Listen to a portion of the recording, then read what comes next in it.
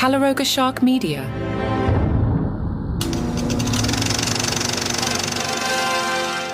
Welcome back to TV in the Basement, your fallout shelter for all things post-apocalyptic primate. I'm your host, Journey Joe Mitchell, and today we're concluding our original Planet of the Apes retrospective with Battle for the Planet of the Apes, plus a look at the short-lived TV series that followed. Battle for the Planet of the Apes is a strange and somewhat anticlimactic end to the original Apes saga. Released in 1973, it's a more quiet and contemplative film than its predecessors, focusing on the uneasy coexistence between apes and humans in the aftermath of the events of Conquest of the Planet of the Apes. While it has some interesting ideas and performances, it's widely considered the weakest of the original 5 films. The story takes place a decade after the Ape Revolution, with Caesar, once again played by Roddy McDowall, leading a peaceful community of apes and humans. When the guerrilla general Aldo, played by Claude Akins, threatens to upset the balance by stirring up anti-human sentiment, Caesar journeys to the ruined city to seek guidance from recordings of his late parents, Zira and Cornelius. Meanwhile, a group of irradiated human mutants who worship an unexploded nuclear bomb plot to destroy the apes. Caesar must navigate the tensions within his own community while preventing all-out war with the mutants. In the end, Caesar manages to broker a fragile peace, but the specter of future conflict looms. One of the more interesting aspects of Battle is the return of the character of MacDonald, now played by Austin Stoker. In Conquest, MacDonald was Governor Breck's conflicted aide who sympathized with the apes. Here, he's revealed to be the brother of that character, serving as Caesar's trusted human advisor. It's a neat bit of continuity that adds some depth to the human-ape dynamic. However, much of Battle feels like a retread of ideas and themes from the previous films, without the same impact or urgency.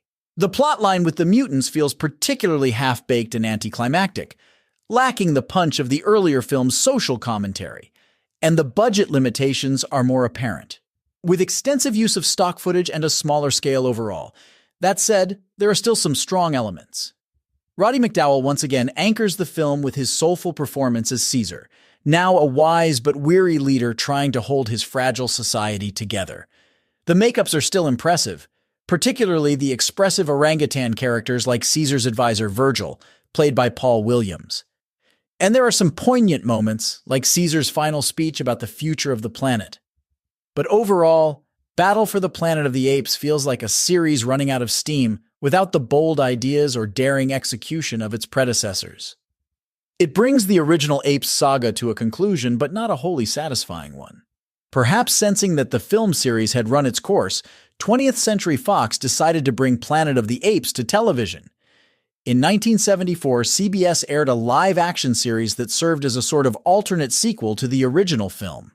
The show starred Roddy McDowall as Galen, a chimpanzee scientist who teams up with 2 human astronauts, played by Ron Harper and James Naughton, to explore a future Earth ruled by apes.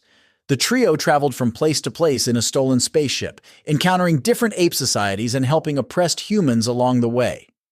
The Planet of the Apes TV series had some interesting ideas and a strong cast, but it was hampered by a limited budget and the constraints of network television. The ape makeups were simpler and less expressive than the film versions, relying more on masks than prosthetics, and the stories often fell into a formulaic fugitive of the weak pattern, with the heroes helping downtrodden humans rebel against their ape overlords. Still, there were some standout episodes that tried to do something different, like the pilot which depicted a more technologically advanced ape society, or the episode where Galen is put on trial for heresy against the ape religion, and McDowall brought his usual depth and humanity to the role of Galen, elevating the material. Unfortunately, the ratings weren't strong enough to justify the show's high production costs, and it was canceled after only 14 episodes. It remains an interesting footnote in the Apes franchise, a glimpse at what might have been if the series had continued on television. The Apes franchise would lie dormant for a while after the cancellation of the live-action series, but it did inspire one more short-lived TV adaptation in 1975. Return to the Planet of the Apes was an animated series that loosely adapted elements from the films and live-action show, with a new astronaut hero named Bill Hudson joining forces with the chimp scientist Cornelius to fight against the militaristic guerrillas led by General Urko. The animation was limited even by 1970s standards, and the stories were often simplistic, but Return to the Planet of the Apes had its charms. The voice cast included many veteran character actors like Henry Corden and Richard Blackburn, and the show could be more playful and fantastical than its live-action counterparts, with science fiction elements like laser guns and hovercraft. Like the live-action series, Return to the Planet of the Apes only lasted one season before cancellation, but it kept the Apes franchise alive in the popular imagination and paved the way for future adaptations in film, television, comics, and more. Looking back on the original Planet of the Apes series as a whole, it's remarkable how it evolved from a standalone sci-fi parable into a sprawling multimedia franchise. Each film tried to do something different with the premise, whether it was exploring the origins of the ape society, transplanting the characters to modern day, or grappling with the aftermath of the ape revolution. Through it all, the series managed to tackle weighty themes of prejudice, power, and it gave us some truly iconic characters and performances, particularly Roddy McDowall's indelible work as Cornelius and Caesar. While Battle for the Planet of the Apes may have been a somewhat disappointing conclusion to the original film series, it didn't mark the end of the franchise by any means. Planet of the Apes would eventually return to the big screen with Tim Burton's 2001 remake and the acclaimed reboot trilogy that kicked off in 2011. The Planet of the Apes has proven to be a remarkably durable and adaptable concept that continues to capture the imaginations of new generations.